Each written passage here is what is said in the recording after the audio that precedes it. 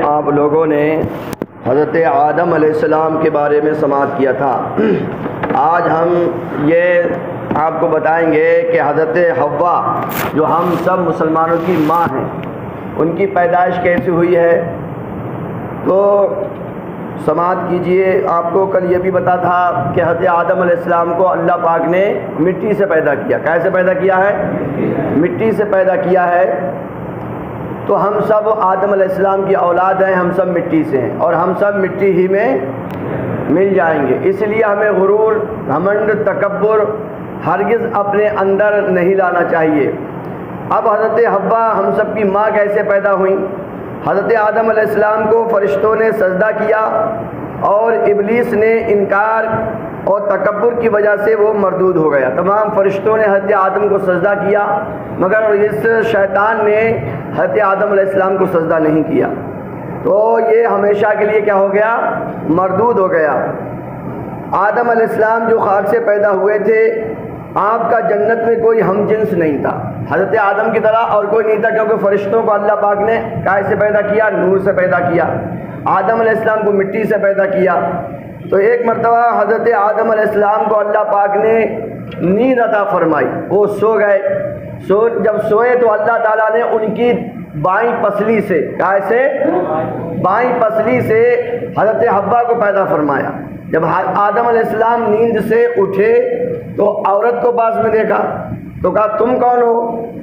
तो उन्होंने कहा कि हम हव्वा हैं, हमें अल्लाह ने इसलिए पैदा किया है ताकि हम तुमको सुकून पहुंचाएं, हम तुमको आराम पहुंचाएं।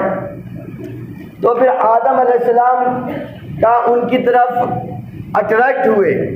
तो फिर आवाज़ आई कि पहले आपका निकाह होगा। क्या होगा?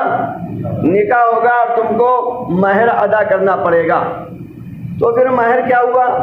जब हज़रत आदम को हज़रत हव्वा से हज़रत हव्वा को पैदा किया, हज़रत आदम अलैहिस्सलाम ने उनकी तरफ मैलान करना चाहा, तो फरमाया कि दस्ते मोहब्बत बढ़ाएं। तो फरिश्तों ने कहा, ऐ आदम ठहर जाओ, पहले महर अदा करो।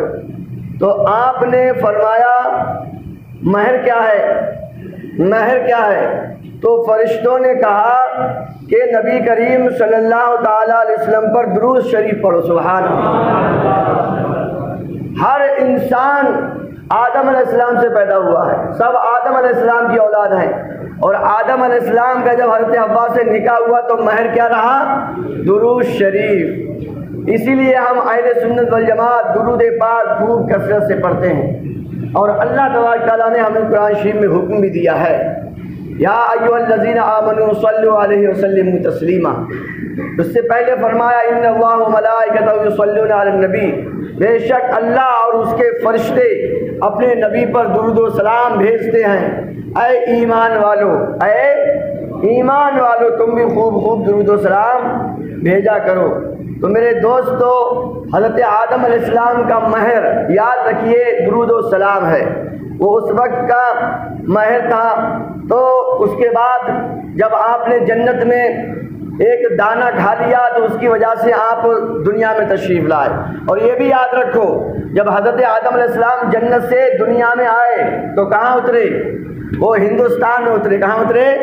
हमारे मुल्क हिंदुस्तान में आदम अलैहिस्सलाम सरनदीप के पहाड़ पर उतरे थे। इसीलिए भी हम अपने मुल्क से प्यार करते हैं कि आदम अलैहिस्सलाम सबसे पहले यहाँ तशरीफ़ लाए। समझे कि नहीं समझे? तो हमें ये सब बातें याद करनी चाहिए। और मैं आपको ये बताऊं कि सबसे पहले मर्डर कब हुआ? सबसे पहला मर्डर, सबसे पहले कत्ल कब हुआ? तो मेरे दोस्तों, हज़रत आदम अलैहिस्सलाम के यहाँ सुबह 2 बच्चे पैदा होते थे और शाम को 2 बच्चे पैदा होते। एक लड़का और एक लड़की शाम को पैदा होते थे और एक लड़का और एक लड़की सुबह में पैदा होते थे। और हमने आपको ये भी बताया था कि आदम अलैहिस्सलाम का कद, आदम अलैहिस्सलाम की हाइट कितनी थी? 90 फीट। कितनी थी? 90 फीट। और हम सब जब जन्नत में जाएंगे तो हम सब भी कितने हो जाएंगे? 90 फीट के हो जाएंगे। अभी आपको अजीब सा लग रहा होगा। आदम अलैहिस्सलाम 90 फीट के थे। हल्के हल्के उनकी उम्मत, उनके क्या कहते हैं, उनके औलाद, हम सब हल्के हल्के घटते गए। अब ये आलम हो गया है।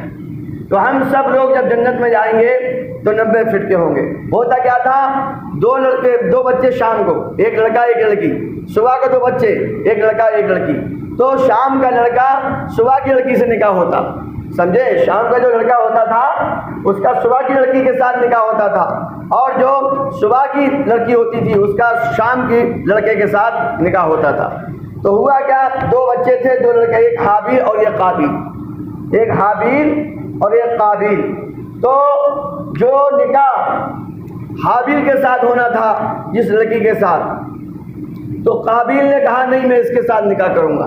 तो हज़रत आदम अलैहिस्सलाम ने फरमाया ये देखो हमारी शरीयत में ये कानून है, क्योंकि जो सुबह लड़का और लड़के पैदा होते हैं वो सगे भाई की तरह होते हैं, उनका इनके साथ निकाह नहीं होगा।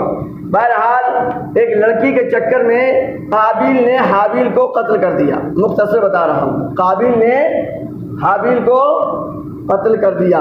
जब कत्ल कर दिया तो ये पहली मौत थी, पहला मर्डर था। अब काबिल ने हाबिल को कत्ल कर दिया। अब इसको याद कैसे रखोगे, तो मैं आपको एक हिंट देता हूँ। काफ में, काबिल में काफ है और कातिल में भी काफ है। आप ऐसे याद रखेंगे, काबिल में भी काफ है और कातिल में भी काफ है। तो काबिल ने हाबिल को कत्ल कर दिया। जब कत्ल कर दिया तो ये लाश को लिए लिए घूम रहा है, क्योंकि अभी तक कोई दफन तो हुआ नहीं है। अब इसको दफन करना भी नहीं आता था बंदे को। तो अल्लाह ताला ने कुरान शरीफ में ये भी है, 2 कौओं को भेजा। इनको भेजा 2 कौओं को। एक कौए ने दूसरे कौए को मारा और मारने के बाद अपने पंजे से जमीन को खोदा। कौए ने जमीन को खोदने के बाद फिर एक गड्ढा खोदा और उसमें उसने वो दबा दिया एक कौए को। तो जब काबिल ने देखा तो अफसोस किया कि हाय अफसोस, मैं तो इन कौओं से भी गया गुजरा हो गया। तो रब्बे कायनात ने फरमा दिया अब दुनिया में जितने भी कत्ल होंगे, जितने भी कत्ल होंगे उनका अजाब काबिल को मिलेगा। यानी जो कत्ल करेगा उसको तो अजाब होगा ही होगा, मगर जितना अजाब हर एक किलर को, हर एक मर्डर करने वाले को अलग अलग मिलेगा, उतना ही अजाब तन्हा काबिल को भी मिलेगा। मतलब यह है कि अगर कोई गुनाह हमने पहली मर्तबा किया, अब हमने तो कर दिया और हमारे देखा दूनी, हमको देखकर अगर कोई वो गुनाह करेगा तो हमेशा उसको अकेले दुनिया भर के बराबर अजाब मिलता रहेगा। तो ये आपने समाज किया, इस बात को यहाँ पे याद रखें। रोज़ाना इंशाअल्लाह थोड़ा थोड़ा हम बयान आपको सुनाते रहेंगे। अंबिया किराम जिन जिनका कुरान पाक में तज़किरा आया है उनके तज़किरों को हम आपके सामने बयान करेंगे।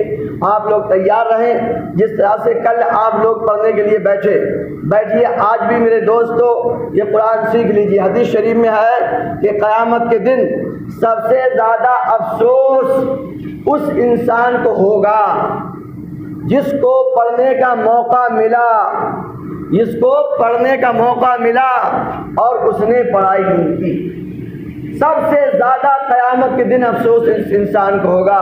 तो मेरे भाइयों, उन अफसोस करने वालों में, उन शर्मिंदा होने वाले लोगों में आप लोग शामिल ना हो। समझे कि नहीं समझे?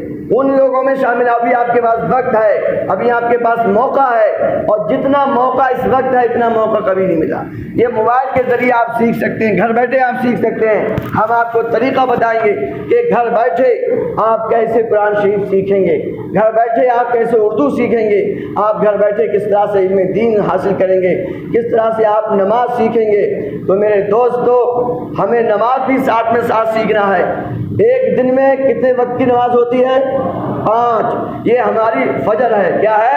फजर है। कितने लोगों को नमाजों का नाम भी पता नहीं होता है। कोई बात नहीं है, हम सिखाने के लिए तैयार हैं। फजर में 4 रकात नमाज हैं, 2 सुन्नत और 2 फ़र्ज। 2 सुन्नत और 2 फ़र्ज। हम सुन्नतों की नियत आपको सुनाते हैं। नियत की मैंने 2 रकात नमाज सुन्नत फजर वास्ते अल्लाह ताला के, मुँह मेरा काबे शरीफ की तरफ, अल्लाह अकबर। नियत का मतलब होता है दिल का पक्का इरादा।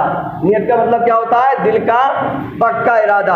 अगर आप ज़बान से नहीं कहेंगे, खाली दिल में ही आपने सोच लिया कि मैं फजर की 2 सुन्नत पढ़ रहा हूँ, फिर भी आपकी नमाज हो जाएगी। ज़बान से कह लेना अच्छा है। तो नियत का मतलब क्या है? दिल का पक्का इरादा। अब 2 फ़र्ज़ों की नियत कैसे करेंगे? नियत की अब उसके 2 तरीके, या तो आप अकेले पढ़ रहे हैं या इमाम साहब के पीछे पढ़ रहे हैं। अगर इमाम साहब के पीछे पढ़ेंगे तो ऐसे नियत करेंगे, नियत की मैंने 2 रकात नमाज फ़र्ज़ है वक्त फजर वास्ते अल्लाह ताला के, पीछे इस इमाम के, मुँह मेरा काबा शरीफ की तरफ, अल्लाह अकबर। और अगर इमाम साहब के पीछे नहीं पढ़ना है, अकेले पढ़ना है, तो आप इमाम साहब का नाम नहीं लेंगे, तो आप कहेंगे नियत की मैंने 2 रकात नमाज फ़र्ज वक्त फजर वास्ते अल्लाह ताला के, मुँह मेरा काबा शरीफ की तरफ, अल्लाह अकबर। इसी तरह से इंशाअल्लाह रोज़ाना थोड़ा थोड़ा हम लोग सीखेंगे और इसी रमज़ान में हम अपनी पूरी नमाज को दुरुस्त करना है।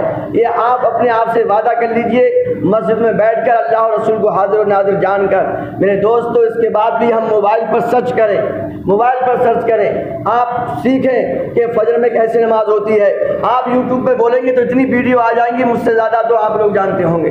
इंशाअल्लाह आप लोग पक्का इरादा किए बैठे हैं, बहुत बहुत मुबारकबाद है। मैं आपको मुबारकबाद पेश करता हूँ कि रब्बे कायनात ने आपको ये तौफीक अता फरमाई। आप यहाँ बैठे हुए नमाज भी माशाअल्लाह आपने पढ़ ली, बयान भी सुन लिया, नमाज का तरीक़ा भी सुन रहे हैं और इस पर अमल भी करिए। घर जाकर भी आप अपने गूगल पर, यूट्यूब पर आप सर्च करें और मस्जिद से जो यूट्यूब चैनल माई इमाम चलता है, ये बयान उस पर भी इंशाअल्लाह हम डाल रहे हैं। आपसे कोई पैसा नहीं लिया जा रहा है, आप ज़्यादा से ज़्यादा अपने आप को इम्प्रूव कीजिए। हम कपड़ों पे प्रेस करते हैं कि नहीं करते? हमें अपने मन पे प्रेस करनी है, हमें अपने दिल पे प्रेस करनी है। हम रोज़ाना अपना मुंह धोते हैं, 5 मरतबा हम वुज़ू करते हैं। इसी तरह से हमें अपने ख्यालों को भी पाक करना है, अपने मन पर भी सफाई करनी है, अपने दिल को भी साफ करना है। और सबसे ज़्यादा सफाई जो है वो दिल की है। अल्लाह ताला हमारा दिल देखता है, हमारे चेहरा, हमारी सूरत, हमारा लिबास नहीं देखता, हमारा दिल देखता है कि दिल बंदे का कितना साफ़ है। तो दिल साफ़ रखिए। अल्लाह पाक आपको दोनों जहान में खूब खैर बरकत तरक्की अता फरमाए।